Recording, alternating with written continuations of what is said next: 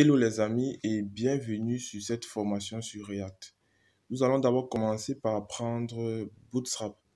Nous n'allons pas entrer dans tous les détails, mais nous allons regarder les différentes bases de Bootstrap avant de commencer React.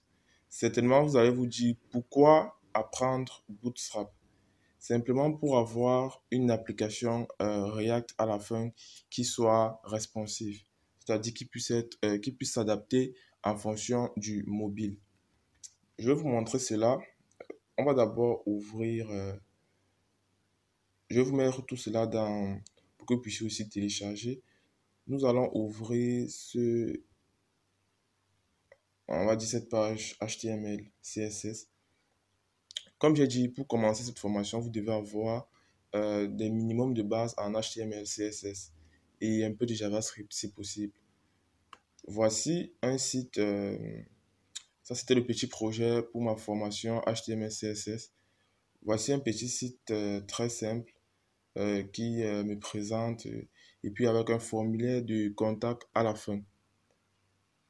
Voilà. Mais on se rend compte que si on réduit la taille de l'écran, le menu reste comme il est et c'est pas très joli. Et si vous avez Chrome, voilà, lorsqu'on vient par exemple, on choisit la taille iPhone X sur un iPhone X, voici comment notre site va apparaître. Le menu sera de cette façon-là, il ne va pas bouger, en fait rien ne va bouger. Le site va vouloir, on va dire, aura un rendu identique à un rendu sur un grand PC ou bien une tablette. Et donc, c'est pas très joli. Voilà. Donc, si vous faites directement votre site avec React, c'est comme ça qu'il va apparaître sur des petites tailles d'écran. Et si vous voulez vous-même customiser ça pour qu'il soit responsive, ce sera beaucoup de CSS derrière. Donc, là où nous allons donc arriver à Bootstrap. Qu'est-ce que Bootstrap? Bootstrap, c'est un framework HTML, CSS et un peu de JavaScript. Ça veut dire quoi? Eux, ils ont déjà écrit le code pour pas mal de composants. Par exemple, ils ont déjà écrit le code pour faire des menus de navigation, des formulaires, des boutons, des cartes, plein de composants comme ça. Et vous allez juste utiliser ces composants en mettant des classes CSS. Et donc, ça va vous permettre de faciliter le travail et aussi de gagner en temps. Ok, je vous montre. Je vais ouvrir le même site, mais avec son adaptation Bootstrap. C'est le même site, regardez, mais il a été adapté avec Bootstrap. Voici, j'ai un peu changé le formulaire pour qu'il soit un peu plus complet.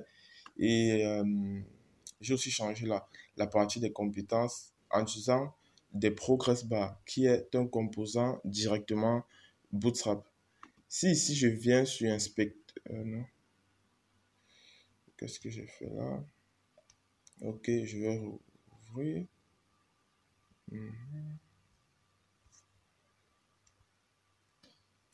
Ok, si ici je viens sur inspecter, ça me dérange un peu souvent là. Eh bien, si je viens ici là sur iPhone X, comme là, vous voyez, ça c'est site HTML CSS, mais là c'est Bootstrap. Vous voyez que le menu de navigation, il a complètement changé. Il est devenu un peu comme ça. Bien sûr, on peut toujours naviguer entre les différentes parties. Vous voyez que la partie information générale est descendue. Elle n'est pas restée là sur la même, on va dire, sur la même ligne. OK. Descendant, il n'y a pas de grand changement ici. Au niveau des compétences, les compétences ne sont plus sur deux colonnes, mais elles sont sur une colonne. Vous allez voir la grosse différence avec le formulaire de contact. Le voici ici. Il est descendu, chacun est sur une ligne. Et ça ne s'est pas fait de façon aléatoire. C'est moi qui ai précisé comment est-ce que les éléments vont se positionner si nous sommes sur un mobile, comment est-ce qu'ils vont se positionner si nous sommes sur une tablette, etc. Donc, c'est un peu ça, Bootstrap.